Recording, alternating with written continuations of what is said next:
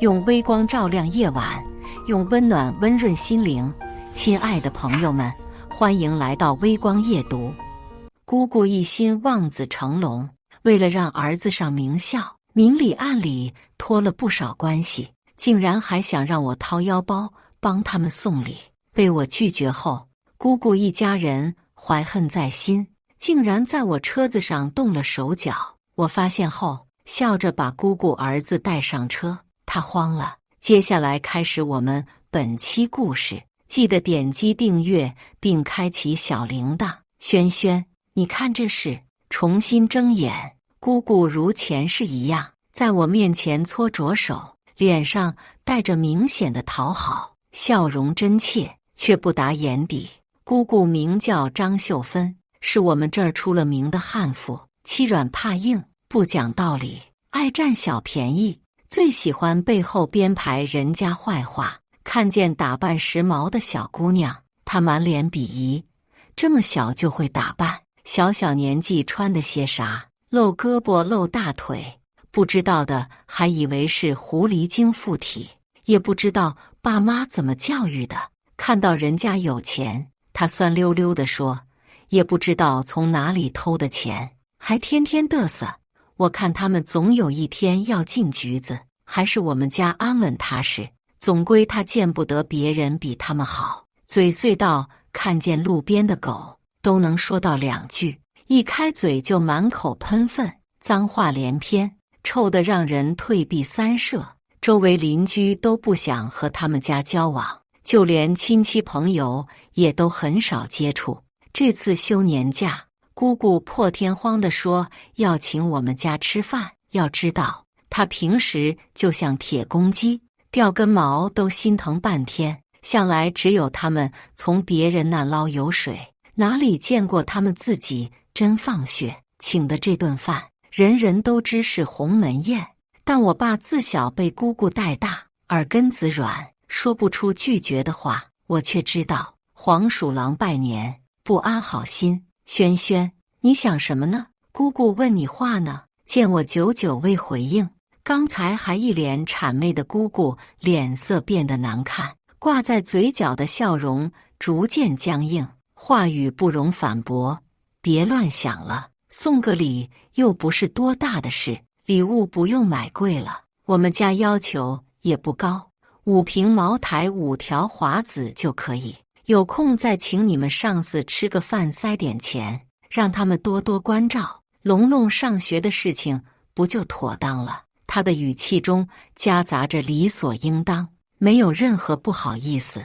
咱们都是一家人，龙龙就你一个表姐，对你而言不过是动动指头的事，这点小忙你肯定能帮。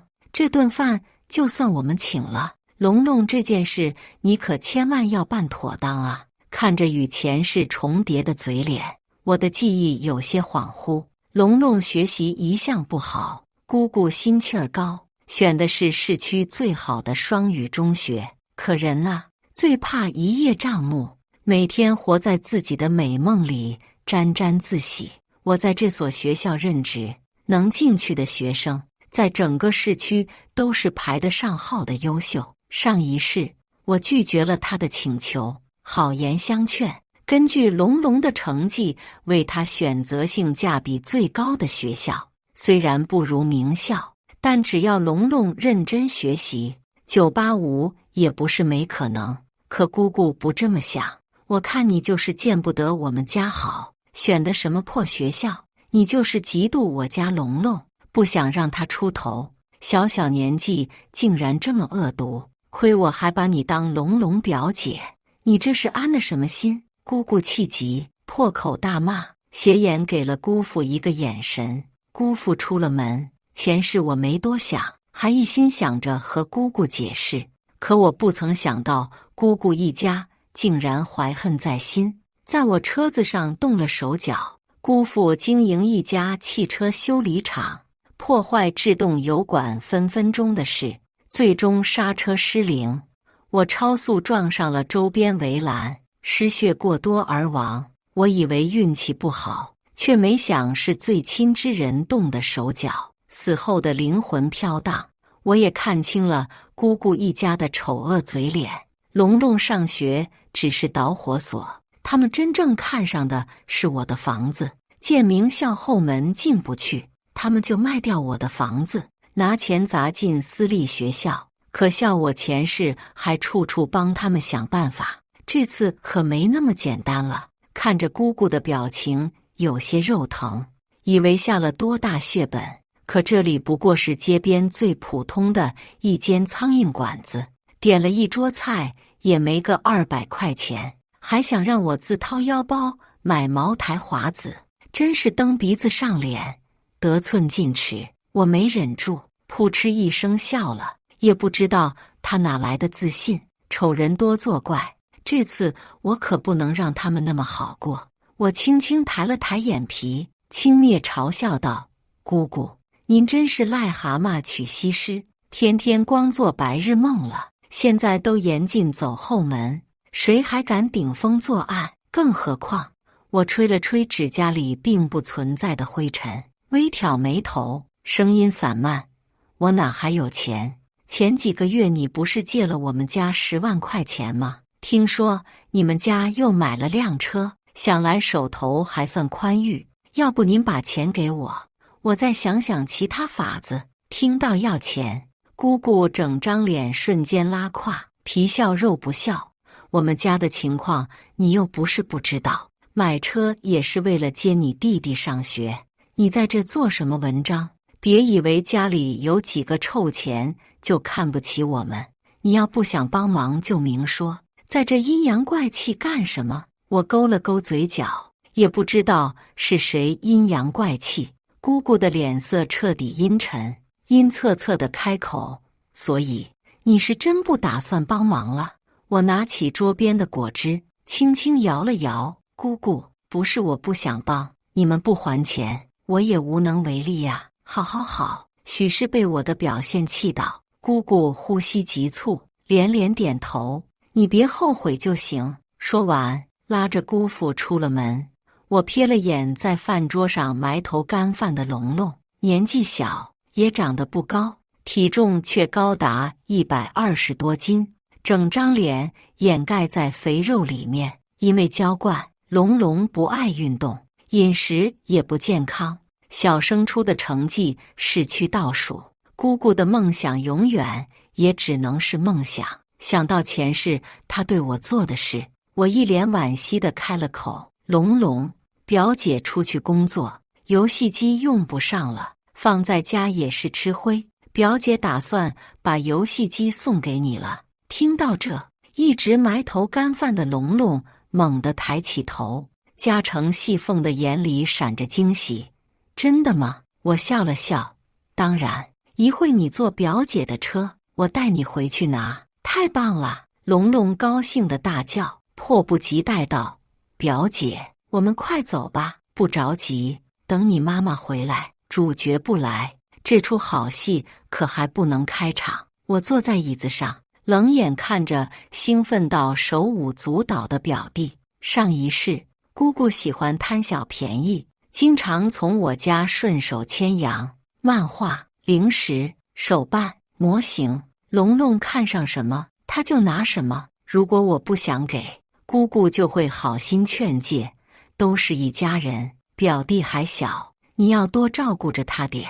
12岁的孩子也该懂点道理。虽然我不喜欢姑姑的脾性，但血缘的羁绊让我心软。想着龙龙还小，很难抵制诱惑，这些东西不利于他学习，想要长大后再给他。可姑姑以为我不舍得，态度愈发恶劣，逢人就说我心眼小，一个玩具也不愿意给表弟。无奈我只好一退再退，姑姑却变本加厉。久而久之，我屋里一大半东西都被搬空了。直到后来工作，我搬出去住，这件事才不了了之。游戏机是我前2天放假刚带回来的，最新款的 PS5。本来想着假期打发时间，可现在有了更好的去处。自从知道我要给他游戏机，龙龙饭也不吃了，巴巴望着门口，等着他妈回来。过了10几分钟，龙龙有些按耐不住，表姐，咱们先走吧，我妈不知道干啥去了，一会给她打个电话就行。我摇了摇头，一本正经道：那可不行，姑姑说了，你可不能离开她的视线，我要擅自带你走，姑姑可饶不了我，甚至连游戏机都不让你玩了。哼，她敢不让我玩试试？听到这，龙龙一脸倨傲，仰起头，并不将我这句话放在心里。自小娇惯，龙龙年纪小，脾气却大，一有不合心意的地方就大吵大闹，撒泼打滚。姑姑心疼儿子，每次都顺着他，美其名曰孩子还小，等长大就懂事了。可他不知道，孩子越长大越不好管。又过了半个小时，姑姑终于姗姗来迟，身上有些污垢，头发也略显凌乱，看向我的眼神闪烁着恶毒的光芒。她紧紧盯着我的眼，一字一句道：轩轩，这件事你真不打算帮忙？和上一世一样。她在给我下最后通牒。前世的我不知道她心里想法，拒绝后就开车走了。可万万没想到，姑姑竟然会这么狠，竟然想着让我死，假装不理解姑姑的意思。我继续装傻充愣：姑姑，这件事我真的无能无力。好，姑姑挤出一抹难看的笑容，那你路上注意安全。还没等我回答，龙龙先冲了过来，一下子撞开了姑姑的身体，一家子的营养都给了龙龙。姑姑瘦削，仅有80多斤，被龙龙这么一撞，身体一晃，一屁股跌倒在地上。可龙龙丝毫没有愧疚之心，甚至都没往那瞅一眼。妈，我要坐表姐的车，我今晚要去表姐家。还没等姑姑反应，龙龙迫不及待冲出了门口。蹲在地上的姑姑脸色瞬间煞白，血色如潮水般退去，嘴唇嗫嚅。还没等她劝阻，龙龙早就不见了身影。我居高临下看着地上狼狈的姑姑，好心解释：姑姑，我给龙龙买了个礼物，一会开车带他去拿，你放心，我一定会好好把他送回家的。何轩，姑姑回过神，脸上有藏不住的惊恐，狠狠叫了我一声，顾不上别的，爬起来就去追他的宝贝儿子。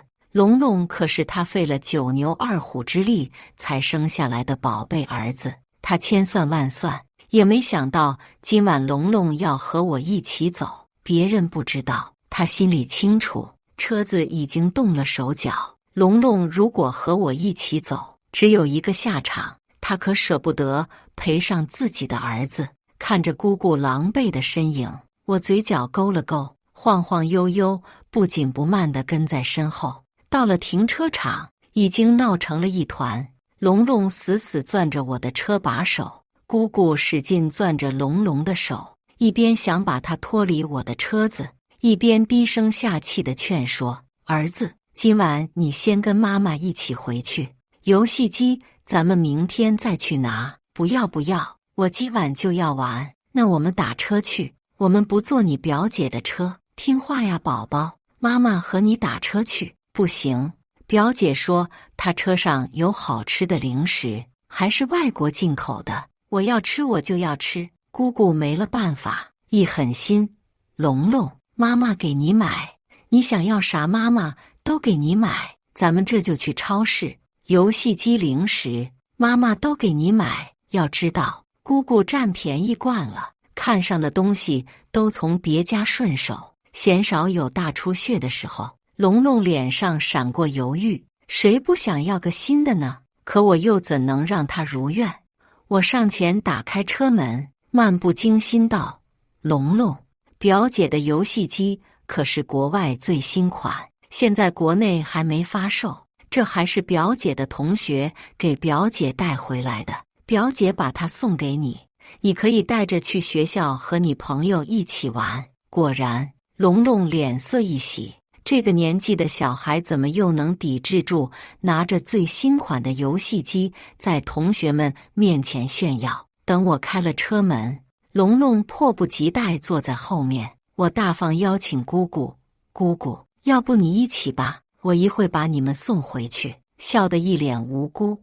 姑姑尴尬地抽了抽嘴角：“不用了。”我遗憾地点了点头，顺势拧开车灯。姑姑吓了一跳，赤白的灯光照亮她脸上的慌乱。关注我，每天更新精彩内容。她不能失去自己的孩子，龙龙不能死。她想继续劝龙龙，可龙龙早就关上门，坐在后排，咔嚓咔嚓吃着零食，充耳不闻。姑姑没了办法，只得向我求助：“轩轩，你要不自己回去拿，我们在这等你。”“那不行呀。”我装模作样看了眼手机，我明早订的机票，今晚还要收拾行李呢。那行了吗？你还有完没完？我要玩游戏机。没等姑姑说什么，坐在后面的龙龙先急了眼：“你没事就别耽误时间，表姐家又不远，你别磨磨唧唧了。”姑姑有些慌了，她不敢说出实情，那可是故意杀人罪，她承担不起。可龙龙的催促如一道道夺命声，让她难以招架。“怎么了？”正在这时，姑父不知道从哪钻了出来，姑姑一把抓住他的胳膊，指尖泛白，颤抖不已：“何轩要带龙龙走。”“什么？”姑父大惊，眼神狐疑地扫向我。我满脸无辜，摊了摊手：“就是拿个游戏机，一会就回去。”我看见姑父额头青筋跳了跳，眼睛看着我车转了转，突然像是发现了什么，惊呼：“轩轩，你这车坏了，不能再开了。”我懒懒地下车瞄了眼，发现后车胎竟然扎了钉子，不知道他什么时候放进去的。“要不坐我的车吧，我送你回去。这辆车我找人来拖走。”姑父说的冠冕堂皇。我要不是重生一次，真要为夫妻二人的表现所迷惑。“好啊！”我欣然应下。姑姑明显松了口气，连忙把龙龙从车上拽了下来，看着他们如释重负的样子，有些好笑。我可不会蠢到为这些人打上自己的命，那可太便宜他们了。到家，我回屋把游戏机拿了出来。“龙龙，里面已经下载了最新的格斗游戏，你可要好好玩啊！”没等我给他，龙龙已经迫不及待夺了过去。“那还用说，我玩游戏最厉害了。”说完，马上就开机上手，熟练的不像是个孩子。对于他的没礼貌，我也不恼怒，笑眯眯地看着他玩游戏。游戏战场的厮杀，喷溅的血液，嚎叫的声音，让龙龙杀红了眼。“妈的，还敢过来，看我不弄死你们！”紧接噼里啪啦一阵操作，姑父坐在一旁，见状微微皱起眉：“这么小的孩子玩这种游戏不太好吧？”“当然不好，龙龙还没上初中，处于生长发育的关键期，游戏的诱惑力太大，他们根本无法抵挡。更何况龙龙还有一个溺爱他的好妈妈，总是无底线的放纵，有些效果需要时间催化，再上一世。我是真心希望龙龙表弟能够走上正轨。游戏漫画只会浪费他们的精力，扭曲他们的三观。可我每次好心的劝告，都会被误认为是别有用心，自己藏着好东西，不舍得给他们。成年人的东西与儿童的不一样，可姑姑不肯听。小学期间，龙龙已经近视400，但凡出去吃饭，餐桌上带点肉腥的菜都被夹走了大半。姑姑美其名曰：“龙龙正在长身体，咱们吃了也是白瞎，还是把肉都留给孩子吧。”加上不爱运动，龙龙经常呼哧呼哧喘着粗气。他们以为多吃是福，可福过满则为祸。看着龙龙杀红的双眼，姑父眉头皱得更深。姑父就龙龙这么一个孩子，天天盼着他们儿子化龙成才，所以取名龙龙。游戏影响学习，是他们这一代人的观念。我笑着摆了摆手：“姑父，你们这就不懂了吧？现在打游戏不光不会影响孩子学习，还会有利于孩子成长呢。你看，孩子打游戏，一方面可以锻炼手脑灵活，另一方面也锻炼眼力。国外最新研究成果，打游戏可以帮助孩子头脑发育，让他们比同龄人更加聪明。当然，前提是要适当。听见我的话，龙龙连连点头附和。就是，爸，你就别瞎操心了。我表姐是高材生，听她的准没错。说完，又低头沉浸在游戏里。见姑父还有些犹豫，我又下了一剂猛药。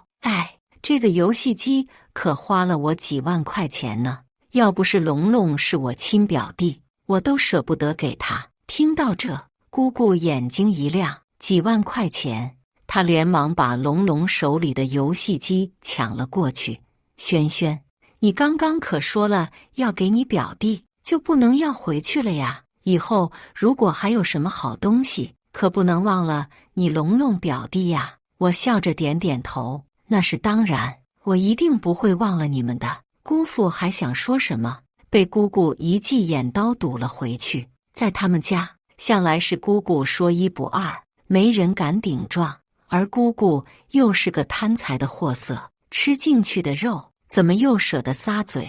自从知道游戏机的价格后，姑姑就坐不住了，没过一会就拉着龙龙回家了，好像担心我中途反悔要回去。我反倒不着急，订了隔天的飞海南的机票。自作孽的人，何必脏了我的手？蓝天碧海，椰树微风，我躺在太阳下，感受着肌肤的热意。上一世自己好像一直活在姑姑的话术之下，父亲懦弱，母亲早逝，家里大大小小的事情，姑姑都想要来掺一脚。久而久之，也就养成了他指手画脚的毛病。上学后见我成绩好，每年寒暑假都让我无偿给龙龙补习，可龙龙根本学不进去，上课坐不住，下课不复习，连习题也懒得做，出不了成绩。姑姑背后逢人就说，学习好有什么用，成天就是个书呆子。那个轩轩还小气得很，学习办法自己藏着，连他表弟都不肯认真教，人品不行，学习再好也无用。自那之后，我再也不肯踏进他们家半步，好心没有好报，每天都用最大的恶意看待别人。这样的家庭本身就是畸形扭曲的，衰败是迟早的事。后来听说龙龙最终去了郊区一家私立学校，每年学费都10几万。姑姑一家也是下了血本，竟然把新买的房子和车都卖了，只为供应龙龙上学。我有些奇怪，房子卖了，他们住哪？直到爸爸给我打了通电话，轩轩，你前年不是买了梧桐院的房子吗？听到这话，我心里咯噔一下，不等他开口，我就明白了，姑姑一家早就盯上了我的这套房，想白手套空房。为摆脱姑姑一家的影响，毕业后我又工作了几年，贷款买下了梧桐院的一套房。梧桐院的房子在郊区，当时还未开发，所以很便宜。可谁也没想到，在我买后的第2年，梧桐院附近就建起了学校，正是龙龙上学的那家私立中学。这所私立中学不看成绩，只要有钱就能上。而梧桐院作为学区房，房价水涨船高。我本想着过几年后出手能大赚一番，可没想到姑姑一家竟然打上了这套房的主意。是这样，龙龙不是去私立中学上学了吗？爸爸的语气带着迟疑。或许他也知道这样不好，但姑姑对他的影响太大了。从小他就活在姑姑强硬的脾气下，耳根子软，唯唯诺诺，不敢违抗。略带愧疚的声音顺着网线传来，你姑姑那边的意思是，房子空着也是空着，龙龙正好过去上学，能不能让你姑姑过去住段时间。我冷了眉眼，嘲讽道：住段时间，恐怕不是一段时间那么简单吧？按照姑姑的脾气，吃进嘴里的肉就不可能吐出来。鸠占鹊巢的事，她上一世就做过了。在我死后，姑姑哄骗着我爸爸投资入股，把我的那套房抵押出去，最后谎称投资失败，房子也赔了。我爸不懂这些，还安慰姑姑说没事，实则投资的钱全部都进了姑姑一家的腰包。龙龙读书也就4、5年，等他长大了，他们就搬走。要是之前的我，或许也就同意了。姑姑一家虽然势利，但终归是我爸唯一的亲人。可我万万没想到，他的心竟然会那么狠，仅仅因为不帮忙走后门，就想要我的命。我无声地笑了笑：爸，你没听过请神容易送神难吗？爸爸噎了一下，语气迟疑：轩轩，你姑姑不是那样的人。这句话说出来，他自己都没有底气。我有些累了，闭了闭眼，想要住进去也不难。按照市价，每月给我1万，签个租房合同，我就同意把房子租给他们。轩轩，爸爸还想要劝说，我有些不耐烦地打断：爸，姑姑一家不是什么好人，这些年从我们家借了多少钱你不是不知道。你要再这么下去，咱们家迟早要完蛋。说完，我就挂断了电话。妈妈走得早，从小是爸爸带我长大。小时候，因为我没人照顾，爸爸便把我送到姑姑家住过一段时间。他始终觉得我们家欠姑姑的，遇到什么事只知道一味忍让。之前受到爸爸影响，我虽然有些不满，但也不想过多计较，伤了和气。但现在人家欺负到我头上，想要让我死，这件事不能善了。姑姑拿不到房，自然不肯善罢甘休。当天晚上，我就收到了姑姑的电话：轩轩，你这是什么意思？听你爸说，你不想把房子给我们住。我笑了笑，声音平静：姑姑，你这是说哪里话？我说了，房子可以住，咱们签个租房合同，每月1万，你们想住到什么时候都可以。每月1万，姑姑音量提高，带着不可置信：你咋不去抢啊？平日看着你不声不响，是个好孩子，怎么这么不要脸，坑到自家人头上了？坑？我可没有功夫坑他们。私立学校里面都是不差钱的主，梧桐院的房子早就卖得差不多，出租的本来就少，每月1万不算贵。消息放出去，大把大把的人要。姑姑，梧桐院的房价确实不便宜。这样吧，你们要是租不起，我也不难为你们。你们要不再去找其他便宜的房子吧？更何况我已经找了中介，房子不缺人租，过2天就有消息了。听我这么一说，姑姑声音一顿：不是，你这孩子手脚咋这么快？姑姑这不还没说不租吗？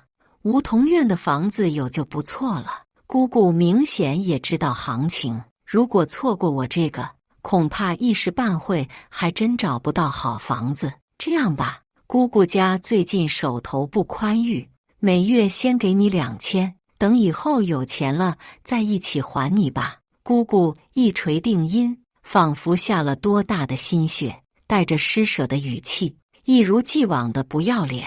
我扑哧一声笑了出来，嘲讽道：姑姑，租不起就租不起，我还不至于缺这3瓜2枣。你要不租就算了，我找别人去。轩轩，都是一家人，你做事可别太难看。姑姑似乎意识到我在耍她，声音也冷了下来：无所谓，对于她的警告，我并不放在心上。姑姑，你放心，房子就算租不出去，我也不会租给你们。姑姑气得直接挂了电话。隔天我就把房子挂在了中介网，很快找到了下家。记得刚买房的时候，姑姑没少冷嘲热讽，对着其他亲戚朋友嚼舌头。这么小就买房，也不知道从哪里来的钱。可别在外面做什么见不得人的勾当，坏了我们家的名声。后来见梧桐院房价上涨，又眼红在我爸耳边吹风，你看你养的闺女，买房都不写你的名，真是个白眼狼。我爸诺诺解释，都是轩轩自己赚的钱，我没出钱咋了？你还不是他爸了？姑姑声音尖锐，直接打断，孩子长大就该孝顺父母。当初我们家也养了他一段时间，按理说这房子也该有我们的名字，因为房产证的事，他们一家没少在背后编排。幸好我拿着房产证走了，他们也只能干瞪眼。这次他们照样住不进去。距离龙龙的上学时间逐渐逼近，姑姑彻底慌了神。他们家距离私立学校路程太远，初中不能住宿，他们必须在开学之前把房子确定好。无奈他们只得开始着眼其他房子，可惜他们醒悟的时间太晚，好房子已经出没了。最后他们租在了一户人家的车库。更可笑的是，每月月租也是1万元。送龙龙上学的当天，姑姑发了条朋友圈：宁做鸡头，不做凤尾。我的宝贝儿子一定会蛟龙飞天，给那些看不起我们的小人看看。我笑了，知子莫如母，他们家还真是对自己儿子什么德行看不清，还幻想着做鸡头，或许鸡屁股都没有份。龙龙一直有偷东西的习惯，作为老师，我很早就发现了端倪。之前去他们家帮龙龙补课，我发现在他的房间里经常出现一些不属于他的东西，小到书本纸笔，大到玩具汽车，上面甚至写着其他学生的名字。我本以为是龙龙人缘好，小朋友们互相交换玩具，直到我发现一个粉红色钱包，里面装着1000块钱。面对我的询问，龙龙支支吾吾不肯明说，我就把这件事告诉了姑姑。姑姑虽然娇惯宝贝儿子，可谓要什么买什么，但对于真金白银却一直牢牢抓在自己手里，就连过年的压岁钱也都是由姑姑保管，更何况还是10张红色毛爷爷。孩子出现小偷小摸的情况不可怕，可怕的是不加以重视和引领。我和龙龙说过几次，可他充耳不闻，有时候急了眼，张口就骂：何轩，你算老几？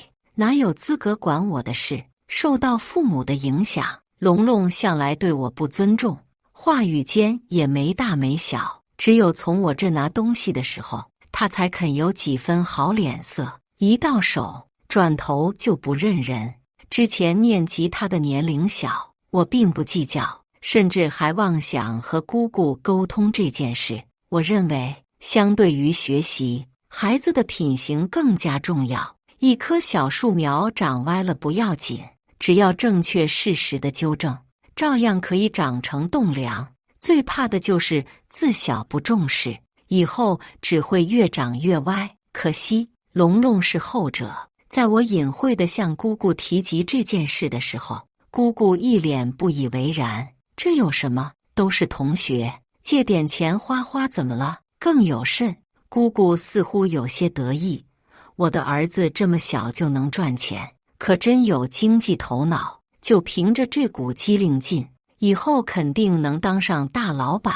言罢，还警告我不能说出去，如果知道是我断了龙龙的财路，以后让我吃不了兜着走。后来事情有一天爆发，龙龙偷钱的事情暴露，被同学发现，告诉了老师。因为这件事，龙龙彻底在家长群里出了名，家长都不想让自己的孩子和他玩。虽然龙龙没有退学，但也逐渐被同学孤立，性格愈发极端。有好几次我看见他竟然和社会上的混混搞在一起，站在街头吞云吐雾，肥胖的脸上愈发油腻，细密的小眼透露着邪性的神色。一点也想不到他还是个孩子，上一世我不忍小孩长歪，总是耐着心性加以劝诫，可这次我不劝了，看看他们家的宝贝儿子是否真能蛟龙飞天。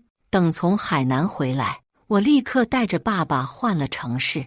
我和姑姑已经彻底撕破脸，我不在他身边，不知道姑姑还要怎么利用他。从小到大，为给我一个好的生活，爸爸一直过度操劳，没有文凭，就顶着烈阳去工地帮人搬砖干苦力，身体早早就垮了，落下了许多毛病。加上这些年挣的钱都被姑姑一家抢走，也不舍得去医院看病。上一世知道我车祸去世后，爸爸身体一落千丈，医生说这种病最忌忧虑，可姑姑经常坐在床边，明里暗里提起我的死，在我爸的伤口上撒盐。没过多久，我爸伤心过度就走了。后来姑姑一家登堂入室，抢走我们家的一切，住着我家的房子，花着我家的钱，还在背后编排我们家都是短命鬼。亏得我和我爸生前都特别在意他们，重活一世，我又怎能放任我爸继续在这个豺狼虎穴？卖掉老家的房子，在我工作的地方重新给爸爸买了套房，又带着他去医院检查身体，意外发现体内有个瘤子，是良性的。医生说幸亏来得早，做个小手术就可以。我让父亲安心在医院住下，借着医嘱把他的手机没收。看着姑姑接连不断打来的电话，我直接把手机关机，带着父亲安心做完手术后，我每天都陪着他，害怕他耳根子软，听信姑姑的怂恿。我给他换了块新手机和手机卡，幸亏我家人少，没有太多亲戚需要联系。自从没了姑姑，天天上门念叨，爸爸每天早起早睡，去公园跳舞锻炼，又交到了不少西洋朋友，没有了烦心事，爸爸精气神也好了起来，一切都在往好的方向发展。在听到龙龙的消息是2年后，邻家妹妹来我城市旅游，听说自从我们家失去联系后，姑姑不死心，每天都在我家门口蹲点，柿子专挑软的捏。她见我的态度强硬，便打上了我爸的主意。这些年，她没少找借口从我爸兜里拿钱。后来经我查询，我爸的棺材本都快被掏空了，吃人血馒头也不怕噎得慌。后来见我家房子都卖出去，他们才渐渐消了念头，每天对着亲戚朋友在背后编排我，说什么女儿发达了，忘了姑姑，还说自己小时候住在他们家，养了个白眼狼，更有颠倒是非，说我们家欠他们钱，躲在外面不敢回来。这种情况一直持续到龙龙上学，他们才没有时间继续折腾。可龙龙的心思根本不在学习上，跟社会的人混多了，甚至都翘课逃学，每天出去和人家打架。邻家妹妹说，龙龙霸凌同学，竟然用一支笔戳瞎了别的孩子的一只眼睛，这可不是一件小事，在当时都上了新闻。听说那孩子的家长直接找了律师，扬言要把龙龙送进监狱，还要赔偿100万。听说姑姑在法庭上破口大骂，说什么是他们家孩子找事，自家宝贝正当防卫，没有过错，反过来还倒打一耙，要求赔偿精神损失费。法网恢恢，即使他再怎么狡辩，法律是正义的。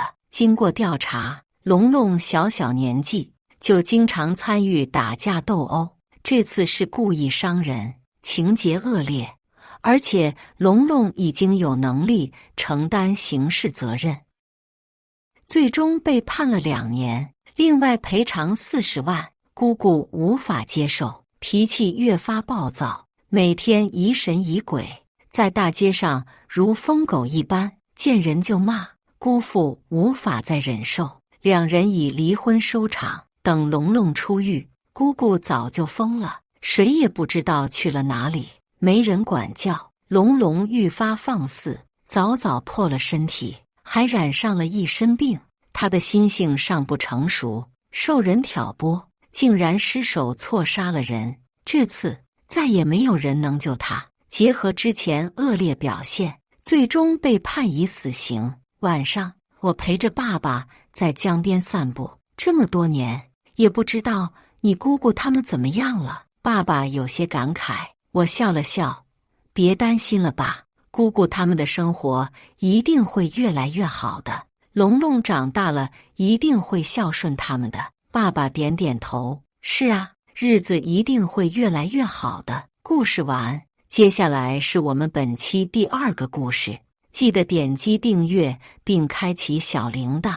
男朋友妈妈嫌我家穷，在上海市没户口，买不起房子，要我们分手。可是我看着他妈发给我的楼盘，这个楼盘就是我家开发的呀。我跟栾少恋爱1年，终于见了家长。去之前，我爸妈叮嘱我一定要周到礼节，给我买了最好的干参虫草茶叶礼盒，还有2瓶茅台。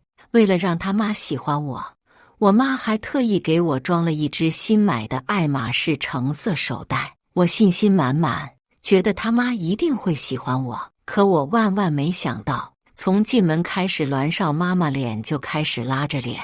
我在门口恭恭敬敬地喊阿姨好，他妈也只是瞥了我一眼，没说话，自顾自地进了屋。我有些尴尬，看了一眼栾少，栾少朝我不好意思地笑笑，拉着我进了屋。我进屋把礼盒都放下，打算帮他妈妈进厨房收拾一下。桌上只有3个菜，一个炒芹菜，一个拌菠菜，一个丸子汤。我觉得肯定剩下的菜他妈还没做好，可是他妈却垂着眼皮道：“先吃饭吧。”我这时候就明白了，是我自作多情了。第一次上门2素菜1汤，看来栾少他妈是真不喜欢我了。可我很疑惑，为什么？论脸，我长得好看，追求者也不少，还是栾少追了我小1年，我才愿意跟他在一起。论学历，我985，栾少2本。论家庭，我父母双全，栾少是单亲家庭。我不知道他妈为什么这么不喜欢我，但我还是想争取一下。我拿过爱马仕的袋子，双手递过去，笑道：“阿姨，第一次见面也不知道您喜欢什么，这是给您买的包。”栾少他妈干瘦的脸颊动了动，嘴角向下撇出一个讥讽的弧度。他连手都没伸，语气微妙：“呵呵，小沈啊，我平时都 LV、香奈儿之类的，不背这种杂牌包的。”我惊愕地看着手里的爱马仕 logo， 一时不知道是我听错了还是他妈说错了。一边的栾少也不懂包，打着圆场道：“对，我妈不背1万以下的包，不过都是心意嘛。沈家你先放着，咱们吃饭。”我沉默地放下包，拿起筷子。小沈啊，就在我有些尴尬的时候，栾少妈妈开口了：“你家里是哪里的呀？”我放下筷子道：“阿姨，我家现在在唐洪市，我爸的业务最近发展到唐洪市场，他嫌来回跑麻烦，我们全家干脆都搬过去了。反正我家全国各地都有房子，也就是挪地方的事儿。”他妈手指敲了敲桌子，继续道：“那你没有上海市的户口是吧？”我点点头，我确实没有，我也不打算留下，因为我还要回去继承我爸的地产公司。栾少他妈眉头皱得更深，几乎都能夹死苍蝇了。那你怎么在上海市买房子啦？听说你现在还在实习，1个月就能拿8000，10年的工资在上海市都买不起一个厕所的。我闻言用余光扫了一眼他家四周，丁点大的地方可能也就20-30平，连个像样的客厅都没有。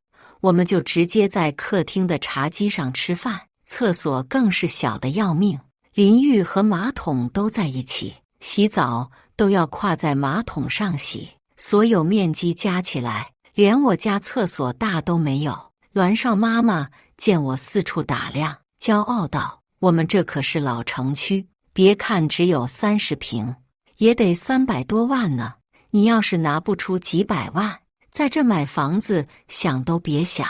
之前别人给我儿子介绍了个对象，人家是在盛景城买的房子呢，80平，30一厅。”他从一边扯过一张宣传单，指了指上面俯瞰的楼盘图，这可是新开盘的好地方，1平10万起。小沈，你爸妈能支持你跟栾少在这买房子吗？他下巴微抬，语气轻蔑，把广告单递给了我。我接过广告单，看着上面的宣传页，皱起眉来，好眼熟啊，这他妈的不是我爸开发的楼盘吗？栾少妈妈嘴里的芹菜嚼得咯吱作响。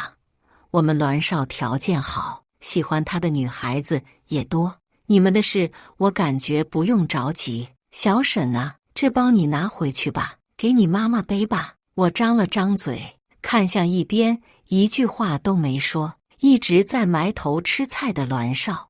我实在不知道该说什么，我之前从来没遇到过这样的事情。今天的一切都太过魔幻，以至于我都说不出话来了。我要说什么？说这个包加上配货30多万，能买你10几个包吗？看着毫无察觉的栾少，我最后只能在他妈送客的眼神中站起来，轻声道：“好的，阿姨，我知道了。我带着我的爱马仕走的，这只爱马仕还是我妈配了15万的货才拿到的。”可惜在栾少妈妈眼里比不上18000的驴包。我带着满心的诚意来，我想跟他妈说，我爸跟我说了，不管在哪定下都会给我们配好车和房，如果不想工作也没关系，将来我跟栾少可以一起接手家里的公司。但我没想到，我一句话都没说出来。我抿了抿嘴问栾少：“你妈是不是嫌弃我是外地的，不喜欢我呀？”我想把我的实际情况和她说说。相处这么久了，我对栾少还是有感情的。可是栾少没对今天他妈的失礼有任何抱歉，边走边自然地说道：“那肯定的呀，我们本地的都找本地的。我跟你说，外地的都是来骗户口的，谁不想留在上海市呢？我哥们一堆女的围着要跟他结婚，就为了留下。”他羡慕地咂咂嘴，也就我不嫌弃你是外地的了。我卡在嗓子眼里的话瞬间就说不出来了。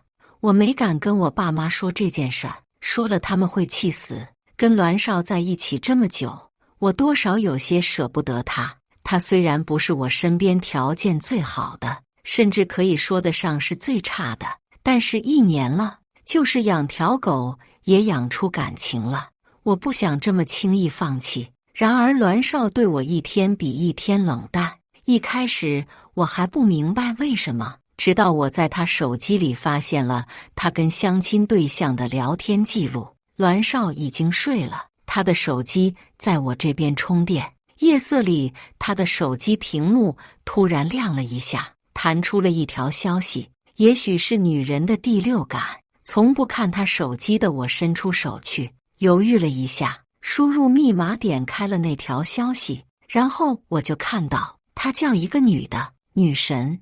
那个女生头像是一朵红玫瑰。2个人从前几天就开始聊天了，聊天记录长到我翻了好久才到头。对话里，女生对他爱答不理，可是栾少却舔得毫无底线。他说：“我对你就是一见钟情，我真的特别喜欢你，我感觉单身到现在就是为了等你出现。”栾少对我从来不这样的，一直很有种莫名其妙的高高在上。他还说：“你觉得我怎么样？我们年纪都不小了，最好早点把婚事定下。”可是昨天他还跟我说，感觉自己还年轻，不着急。最后他说：“这个周末你有没有时间？女神，我请你吃饭。我知道有家餐厅很不错，我在黑暗里机械地翻着那些不堪入目的聊天记录。我不知道这个在我面前如此高高在上的男人，为什么在别人面前好像一条舔狗？只因为那个女的有一个80平的房子吗？我闭了闭眼，把栾少推醒，把手机屏幕放到他面前，平静道：“这是什么意思？”栾少揉了揉眼睛，先是一愣，随即猛地把手机抽了过去。他的力气太大，我的指甲被硬生生撞裂了前端，疼得我一哆嗦。可我还没来得及说话，栾少就先坐起身来，怒道：“你看我手机！”我看了一眼断掉的指甲，轻声道：“栾少，你这是什么意思？骑驴找马吗？一边跟我在一起，一边给别人当舔狗。”栾少，我看着他讥讽道：“你可真让我恶心。”栾少一听这话，脸色瞬间变了，他的表情变得凶狠起来，大声道：“对，我就是不想和你在一起了。怎么了？你也不撒泡尿照照自己？你能给我什么？你爸妈能给我们买房子吗？我跟你在一起，我得受穷一辈子。我告诉你沈家。”他指着我的鼻子一字一顿道：“你爹妈搬一辈子砖，都在这儿买不到一个厕所。”我愣愣地看着这个额头青筋直跳、面色凶恶的男人，他似乎变了一个人似的，再也没有了往常的温柔儒雅，而是变成了一条现实又懦弱的狗。我突然觉得很茫然。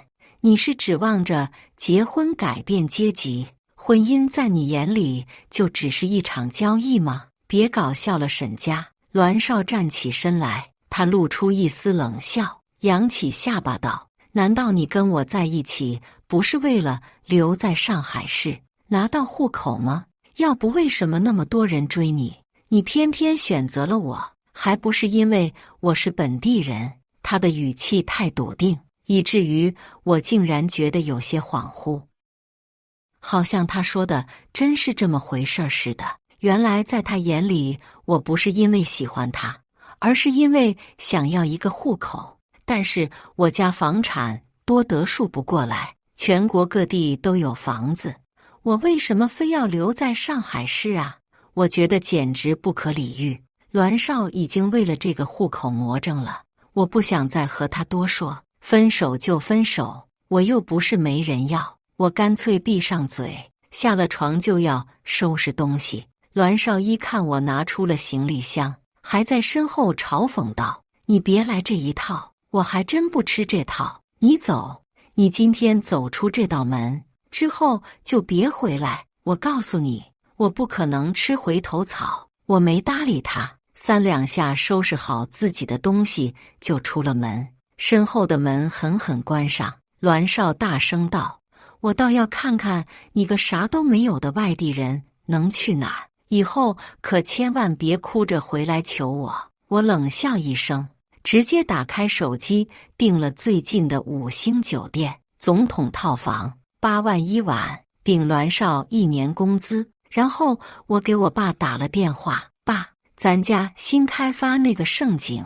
还有没有房子了？我想要一套。”我爸大晚上被我吵醒，想了一会儿才道：“卖的都差不多了，不过我手里还留了几套，有个260平的平层，你要不要？精装的，直接搬进去就行。”我点点头：“行，明天我去拿钥匙。”第2天起来，我刚要去物业拿钥匙，却收到了栾少发来的一个 Excel 文件。打开一看，我简直气笑了。栾少把这1年我俩在一起的所有花费都列了出来，跟我要钱来了。沈家，咱俩在一起1年了，这都是我花在你身上的钱，你要分手可以，把钱还我。表格里他吃了8顿饭，烤鱼、火锅、串串、自助，从几十到几百不等。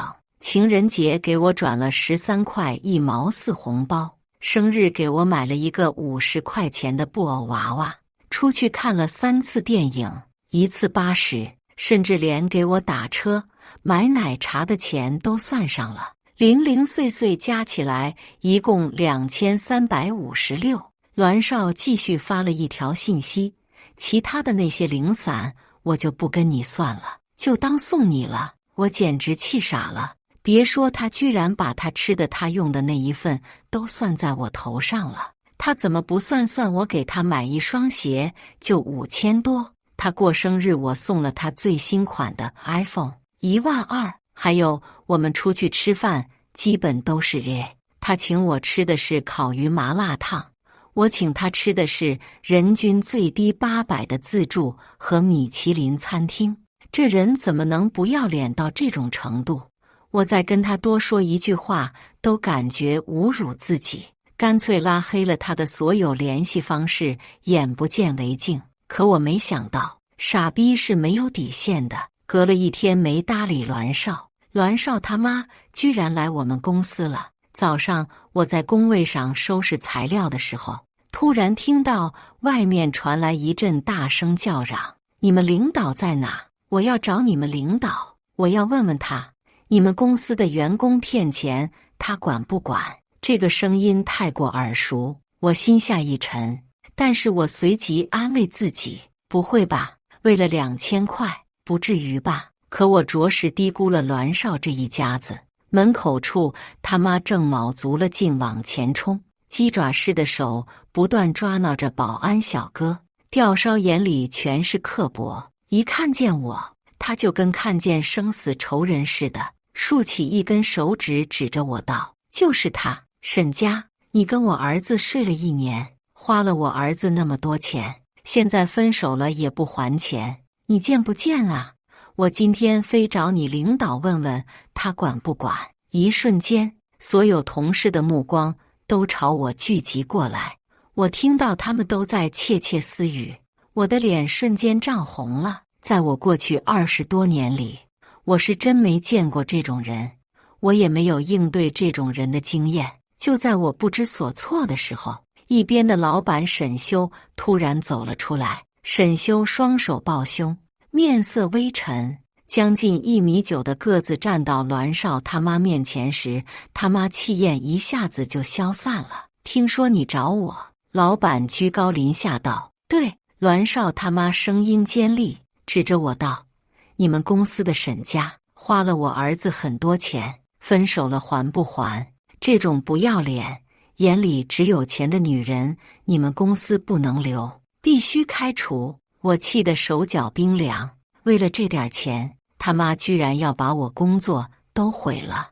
我送他的礼盒一盒也不止这点钱了，怪我之前眼瞎，居然找了这么一家人。沈修别过头去，冷笑一声：“沈家花了你儿子多少钱？”栾少他妈大声道：“2000多，2500。好家伙，昨天还是2300，今天就给我4舍5入了，吃了我儿子好几顿饭，还收了好多礼物，还有红包。”他妈唾沫星子飞溅，脸上的肉跟着一动一动的。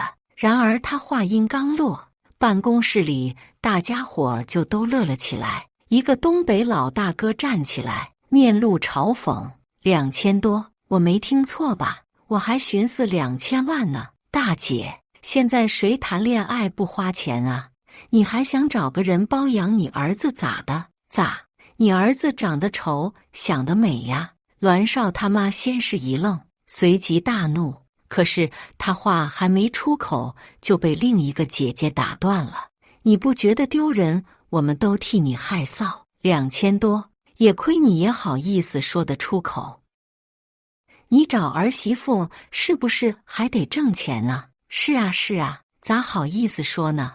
大家都纷纷嘲笑起来。栾少他妈被气得脸都绿了，尖叫道：“反正他就是不要脸，被我儿子睡了1年，还花我儿子钱，我忍无可忍，拿出账单对到他脸上，你看清楚，我给你儿子光买一双鞋就花了5000，还有手机12000，各种吃饭零零碎碎下来，我给你儿子花了4万多。你找我要钱可以呀，我把这2000转给你，你让你儿子把那4万还我。”说着，我就把栾少从黑名单里拉出来，当场给他转了2356.34，然后把我的账单都截图给他。栾少他妈愣了一下，随即耍起了无赖。谁知道你是给哪个野男人买的？我们栾少可没收到。我冷冷地看了他一眼，不用你不承认，我有物流记录，签收的都是他。我明天倒要去他公司问问，看他老板管不管。栾少他妈闻言大怒：你要不要脸啊？我们栾少跟你在一起那么长时间，花点钱怎么了？你凭啥这么坏他？你个贱货！他奋力挣开保安小哥，伸手就要扇我巴掌。他的手刚举起来，沈修就要伸手阻拦，可我的动作更快，我一把死死捏住了他的手，反手一个巴掌甩在了栾少他妈脸上，啪的一声，很清脆。我的怒气已经几乎要压抑不住了。我看着他妈定定道：你敢动我一下，我肯定把栾少往死里弄。我说到做到，你可以试试。栾少他妈不敢置信地停了一下，随即鼻孔微张，脸上青筋突起，疯了似的朝我扑来。贱人，你敢打我？你个有爹生没娘养、没教养的东西，我打死你！沈修皱了皱眉，上前一步挡在我身前，对着一边的保安小哥道：还不快把这个泼妇赶出去，再来就报警！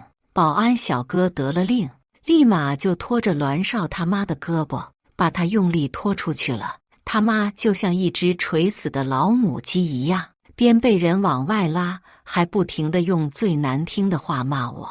我这口气哽在嗓子里，上不去下不来，难受得要命。然而转念一想，我就有了主意。我转过头去，深吸了一口气：老板，我下午想请个假。沈修纳闷儿：干嘛？回家蒙着头哭啊？不，我摇了摇头，我去要钱。沈修很痛快地给了我假，还让我争气点，别给他丢脸。我用了一中午，把所有的账单都打了出来，又附上了栾少跟小三的聊天记录。既然他不仁，也休怪我不义。搞笑，跟谁不会闹事似的。当天下午我就去了栾少单位，但是跟栾少他妈不一样。我把我打印的一叠传单放在办公室门口后，就直接找到了他们老板。秘书一看我身上背的爱马仕，以为我是来跟老板谈业务的，没多说就把我引进了办公室。老板一开始还没明白我什么意思，直到我把所有的账单都摊开在他面前。我给栾少发过一次账单，当时我寻思，只要他把钱还我，我就不计较这个事儿了。可是他假装看不见，还收了转账后，反手把我拉黑了，那就怪不得我了。我看着栾少老板平静道：张总您好，不好意思打扰您。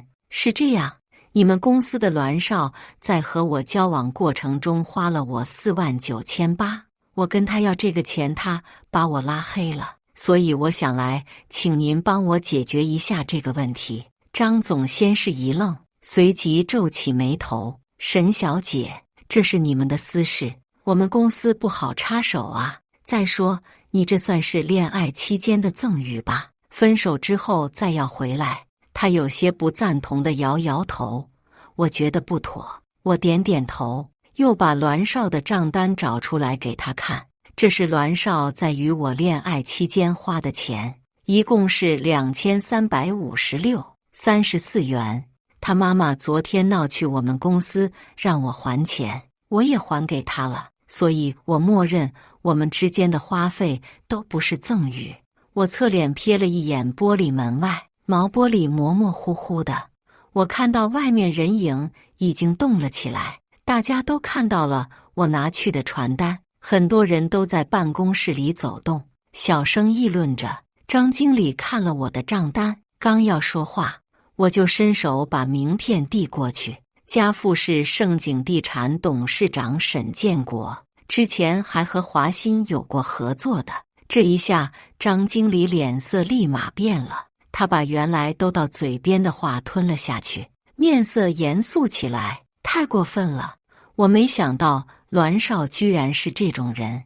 我们华欣绝对不允许这种道德败坏的员工带坏风气。他伸手拿起电话道：“王秘书，你把栾少叫来。”我笑了笑，跟谁没爹妈似的，光会闹有什么用？我一根指头就能压死他。不一会儿，栾少就敲响了办公室的门。他先是恭敬地朝张经理鞠了一躬：“经理，您找我。”然后栾少眼睛一瞥，扫到了我，他的神情立刻紧张起来，看向桌上的账单。很快他就明白是怎么回事了，先是怨毒地瞪了我一眼，随即慌张道：“经理，你听我解释，这些都是造假的。对，这些都是 P 出来的，是他一直缠着我。我们分手他不甘心，非要搞臭我。经理，你可不能相信啊！”张经理皮笑肉不笑道：“小栾啊，你真是太让我失望了。跟人处对象就花了2000多，就得去别人公司闹，你这是道德败坏，你知道吗？”他的语气太重，栾少当场脸都吓白了。他上前一步，想要拉我，语气威胁道：“沈家，你别闹了行吗？是我错了，我把钱给你，你别逼我了。”说着，他就给我转了4万块，还自动给我把零抹了。我一把甩开他，微笑道：“怎么昨天你不跟你妈这么说呢？我看你妈去我们公司闹得还挺好，让我受益良多。我还不知道分手还能挣一笔钱呢。”栾少语气更急：“我们好歹在一起这么久了，你有必要这么对我赶尽杀绝吗？你也太恶毒了！”我简直被他这副双标的嘴脸恶心的要吐出来了。这时候张经理说话了，他站起来，面色严肃道：“栾少，公司容不得你这种道德有问题的人。花了2000就得找你妈这么闹，难不成以后你再有什么事，你妈还要来我们公司闹吗？你收拾收拾东西走人吧。一会儿我让人事给你多结1个月工资。”栾少一听这话，腿都软了，他面色黄黄，朝着张经理哀求道：“经理，这是诬陷啊！你不能开除我，您再给我一次机会吧。”他又看向我，焦急道：“沈家，你跟经理说说，这都是误会呀，我们有必要闹到这一步吗？”我扭头冷笑：“你怎么不跟你妈说没必要呢？”他卡壳说不出话来。这份工作是我当时托关系给栾少找的，以他本身的条件，根本不可能进华欣这种大公司的。我让我爸给他走了关系，还顾虑着他的自尊没告诉他。现在想来，我真是蠢得可以。不过没关系，我给出去的东西自然就可以收回来。我欣赏了一会儿栾少丧家之犬般的样子，跟张经理道了谢，微笑着退了场，只留栾少失魂落魄地站在办公室里。办公室里，同事们还在讨论我拿过去的账单和聊天记录截图，上面我隐去了自己的信息，但是把事情说得一清二楚。一个女同事惊叹：“卧槽，栾少平时装的人模狗样的，没想到花了2000还要跟他女朋友算。”另一个女同事撇了撇嘴：“之前我说我家在碧园有房子，他还撩我来着，得亏我没上当。你看他那穷酸样就知道了。”一个年轻小哥指着传单道：“还劈腿，牛逼！栾哥会舔啊！聊天记录舔得我都不忍心看了。”我勾起嘴角，一传十，十传百，新媒体这种行业，别的不说，消息是传得最快了。相信不到晚上，这份账单就会被转发到各大群里。丢了工作算什么？敢来弄我，我就要搞臭他，让他在这个行业里混不下去。栾少当晚就联系我了，电话里他状似疯魔，语气恨不得直接吃了我。沈家，你必须去跟我们经理说清楚，不然我跟你没完。我妈说你还打了他，你要是不给我100万，再上门磕头给我道歉，我就去警察局告你，我他妈让你进局子。我简直被他逗笑了。OK， 我笑了一会儿道，你去报警吧。然后我就挂了电话。那个巴掌估计连印儿都不剩了。我是控制好力度在打的，哪怕警察就在当场，也最多批评教育了事，除非一巴掌给他妈打耳膜穿孔了，还告我搞笑。我痛快拉黑了栾少的所有联系方式。谁年轻的时候没眼瞎过呢？我重视他，重视他妈，不是因为我离了他找不到更好的，而是因为我觉得我们有感情。可是他只会觉得我离不开他，我对他好，他就可以肆意践踏我。这种人欺软怕硬，自卑又自负。这么想我还得感谢他妈，要不是他妈作妖，我们如果顺利结婚了的话，我的苦日子还在后头呢。我以为这个事儿就这么过去了，栾少耽误了我，但我也报复回来了。我们算是两清了。上海市这么大，我们不会再遇到了。可是大概是我们之间的孽缘还没结束，才过了不到半个月，我逛街的时候就又碰上了栾少。彼时我正在挑一个上班用的大包，随便进了一家奢侈品牌。但可能是我今天穿得太随意，随便套了一件之前买的无 logo 的白 T 恤，也没背包。柜姐对我并不热情，看我进来一句话也没说，自顾自地低头玩手机。我随手拿了一个2万的大包，这个包虽然便宜，但是够大，装文件还挺够用的。这包有新的吗？我转头问柜姐。之前经常接待我的柜姐这次不在，正在低头玩手机的柜姐是个生面孔，约莫30岁左右，身材干瘦，嘴巴涂得红红的。她正在专心刷抖音，假装没听到我说话。我皱眉，又大声问了一遍。柜姐掀起眼皮看了我一眼，不耐烦道：没了，不买别碰啊。我心里的火一下就上来了。我跟我妈在这家店前后消费了也有7位数了，早就是 VIP 了。之前我俩来之前都先跟一直接待我们的经理说一声，来的时候饮品、水果和新品图册就都准备好了。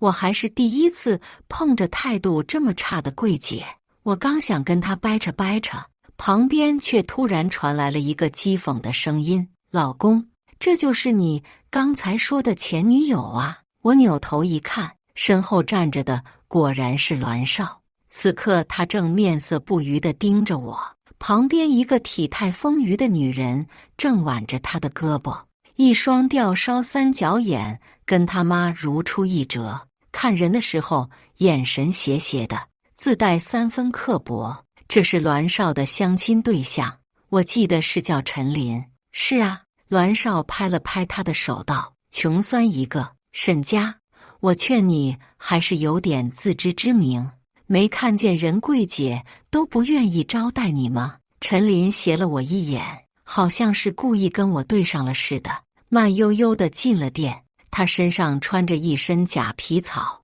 背了一个最便宜的基础款驴包。干瘦柜姐一看见他，眼睛就亮起来了，赶紧收起手机，满脸堆笑地凑上去：美女，您看点什么？陈琳指了指我手里的包，你把那个拿来我看看。柜姐应了一声，走过来就要拿我手里的包。我沉下脸，这是我先看的。柜姐闻言上下打量了我一番，在确定我身上没有任何奢侈品的标志后，对我翻了个白眼儿：看了有什么用？你买得起吗？别耽误我们做生意。我简直被他这副嘴脸惊呆了。往常这一层牌子我几乎都快逛遍了，很少会有这么势利眼的柜姐，基本上所有柜姐都会客客气气的招待。我还真是第一次碰上这种人。果然遇见栾少就没好事儿，让你拿来听不懂吗？陈琳瞥了我一眼，语气轻蔑：别耽误人家业绩了。我听栾少说了，你家是外地的，在本地连房子都买不起，何必要打肿脸充胖子呢？栾少也冷笑道：是啊，你把我工作搞没了又怎么样？沈家，你不是照样在这留不下？他们几个一唱一和的，好像在讲相声。我忍无可忍，打开手机给经常接待我的经理打了语音电话：我来店里了，今天想买几个包，你方不方便来一下？经理一听是我，立刻殷勤道：沈小姐，我现在在1楼，麻烦您稍等一下，我马上来。挂了电话，陈琳拉着栾少的手摇晃道：老公，马上要情人节了，你答应给人家买礼物的。栾少怔了一下，小声道：宝贝，咱们都是中国人，没必要崇洋媚外过这种洋节，这玩意儿也不实惠。老公带你出去吃顿好的怎么样？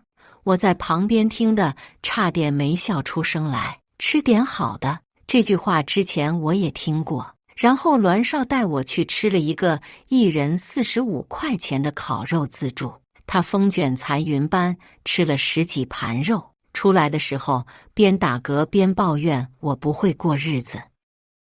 说过日子不能这么奢侈，可惜当时我被猪油蒙了心，没有及时行转。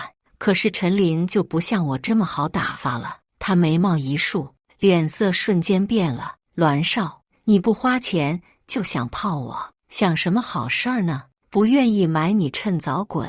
栾少犹豫了一下，脸色青白不定。就在我以为他会拒绝的时候，他咬了咬牙道：卖。我看着栾少，心情复杂。原来他不是不会买贵的礼物，是觉得我不值得。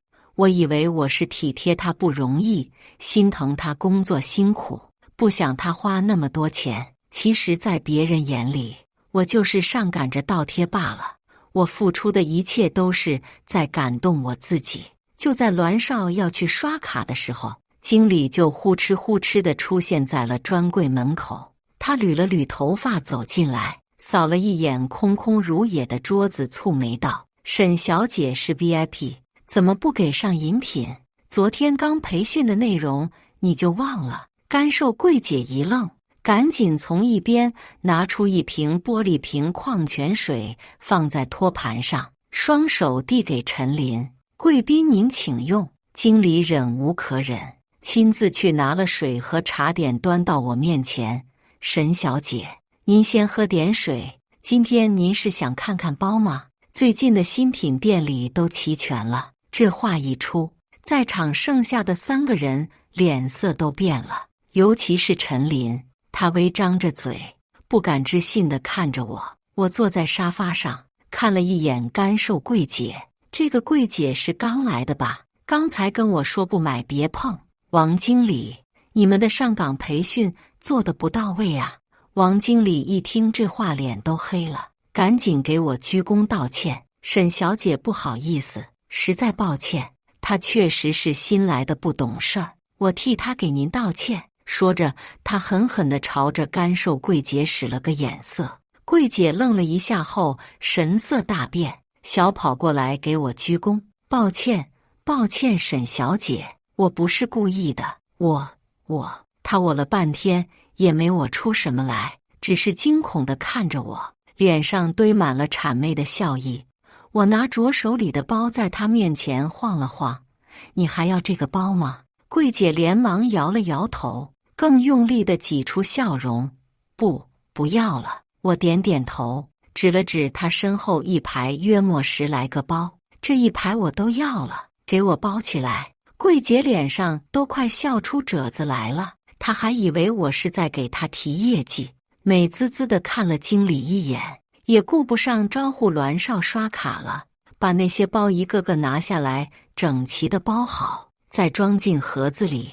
我在一边挑肥拣瘦：这个我又不喜欢了，你给我包那个吧。这个不要，换成粉色的同款。这有大号的吗？我不要小号。就这么包了整整将近2个小时，柜姐脸上的妆都被汗冲花了，她累得直不起腰来，喘着粗气，还有挤出笑容来，柔声道：“沈小姐，你看这样行不行？”我打量了一眼，勉强道：“还行吧。那您刷卡还是？”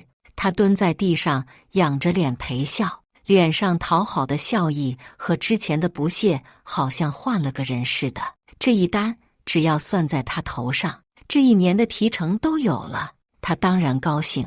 我扬了扬嘴角，把经理叫过来，指着桌上的10几个包道：“王经理，帮我刷一下卡吧，支持一下你这个月的业绩。”王经理满脸喜色，这一桌子就得小7位数，提成他能拿不少。他笑意盈盈地把 POS 机双手举到我面前：“谢谢沈小姐，一会儿我们就派人把包送到您家里。”一边的干瘦柜姐满脸错愕，表情由红变绿，然而她却不敢说话，只能攥紧了拳头，站在一边干看着。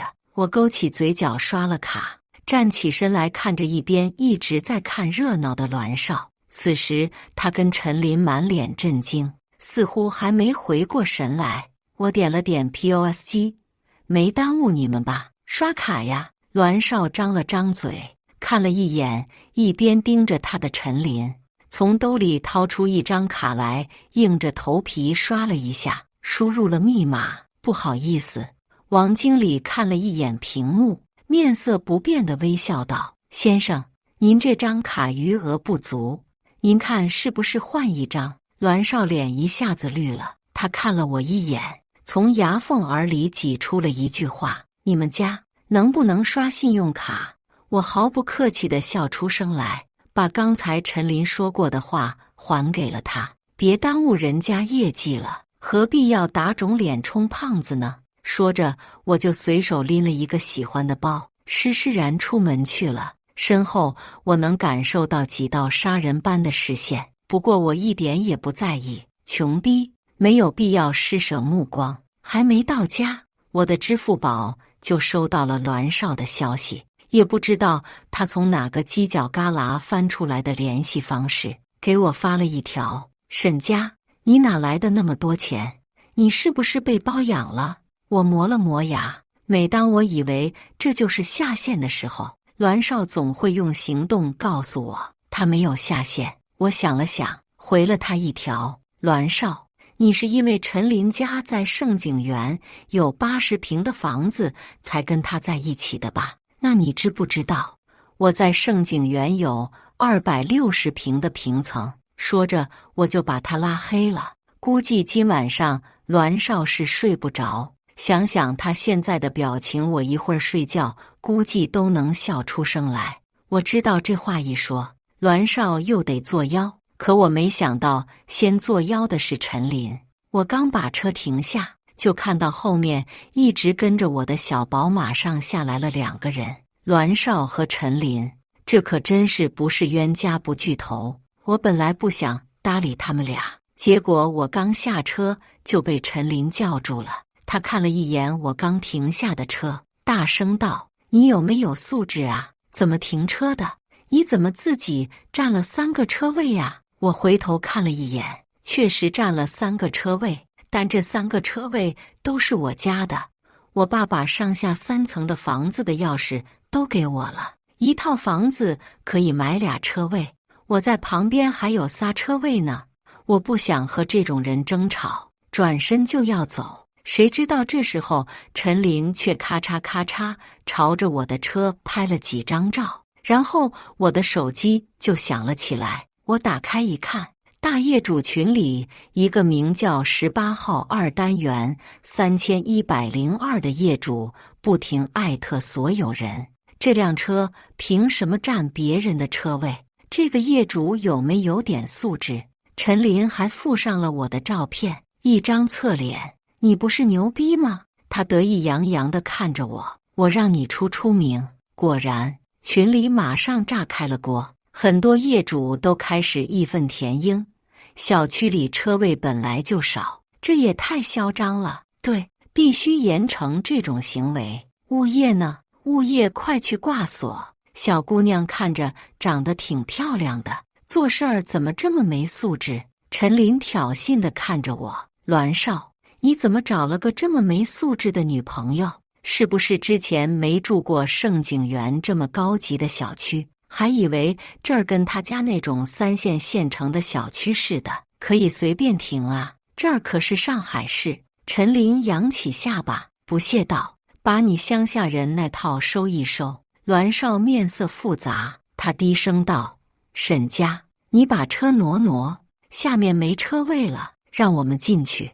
你即使在这有房子，最多也就1个车位，怎么能占3个？”我叹了口气，我不知道一个人怎么这么能蹦跶，也不知道我上辈子是不是欠了栾少的钱，才总是没完没了和他纠缠在一起。看他们跟跳蚤似的蹦来蹦去，就算我停了别人的车位，但是这里是平层停车区，陈琳的80平房子怎么可能在这有停车位？8成是他们没买车位，跟着人进来捡着空位停。我想了一下，正要找物业，群里却有个人说话了：“是7号楼那栋平层吧？我认识这个业主，上下3层的房子都是他的，人家在别的地方还有3个车位呢，快别替人家操心了。”此话一出，群里先是静默了一瞬，然后轰的一声消息就开始刷屏了。卧槽！膜拜大佬，土豪竟在我身边，小姐姐有对象了吗？性别可不可以别卡死？我会洗衣做饭打扫卫生，985毕业，谁酸了我不说。7号楼都是260平起的，1平10万加，光这3套房子的都快9位数了。果然有的人出生就在终点线了。陈琳和栾少震惊地看着群里的走向，张着嘴说不出话来。这时候我叫的物业小管家也蹭蹭蹭下楼了，他一看见我就先朝我鞠了一躬：“沈小姐您好，请问您有什么问题吗？”我看了一眼陈琳跟栾少，指了指他们的车道，我怀疑这2个人是蹭车位的。我觉得咱们这种高端小区不应该纵容这种恶习。小管家朝我点点头，看向一边的陈琳。陈琳先是噎了一下，随即大声叫嚣道：“我可是盛景园的业主。”小管家不卑不亢道：“好的，女士，请问您是哪一户的业主呢？”陈琳涨红了脸不肯说，显然她也知道这是平层的停车位，只是梗着脖子一直道：“反正我就是盛景的业主。”你这是什么态度？我乐了，扫了一眼他在群里的名字道：“他是小户型业主，18号楼2单元3102，你查一下。”好的。小管家打了个电话后，对着陈琳礼貌道：“不好意思，女士，这边是平层停车场，小户型的停车场在西面。不过您名下并没有盛景的车位，是不能进停车场的。”果然，我拍下陈琳和栾少的脸发在群里：“各位业主，这2个人没有买车位，总是跟着别的车下来蹭车位。我们的车位本来就紧张，不能纵容这种没有素质的行为。请大家在看到这2个人蹭车位，及时向物业举报。18号楼2单元3102。下面很快有了回复：“原来是蹭车位没蹭着呀。话说你不是小户型吗？为什么会来平层的停车场？18号楼2单元3102。别的业主也纷纷开麦，没占着便宜就挂别的业主。我也是见识了，人家车位是自己买的，凭什么给你停？对，没钱就别停车，道德绑架呀！”这是陈琳和栾少的脸一阵红一阵白，2个人被骂得哑口无言。我拎着刚买的包从他们身边走过，微笑道：“穷逼就是穷逼，不要打肿脸充胖子，长个记性吧。哦，对了，出名的感觉怎么样？”沈家。我走了没几步，身后栾少叫了我一声，语气里情绪杂糅。我脚步没停，直接走了。我之后再也没在小区里见过这对狗男女，群里倒是常见。陈林还是改不了蹭车位的习惯，经常被业主在群里举报爱特物业，在小区里已经出名了，经常和别的业主在群里掀开骂战，然后一边倒的被教做人。栾少后来还找我和好过，他换了好几个手机号给我打电话，给我恶心的不行。有一天晚上，我正在看盛景的材料，突然一个陌生电话来了，我还以为是送外卖的，结果接起来一听，居然是栾少。电话里栾少声音压得很小：沈佳，我觉得我们有些事还是该说清楚，你把我从黑名单里拉出来吧。我想了想，把他从黑名单里拉出来了。果然，一加上微信，栾少的信息就跟刷屏似的，一条一条蹦出来了。佳佳，你为什么不跟我说你家里那么有钱？这么耍我有意思吗？你根本就是不信任我，是你一手毁了我们的感情。不过我对你还是有感情的，只要你愿意，我还可以给你一个机会。你不是很喜欢我吗？我带你回去见我妈好不好？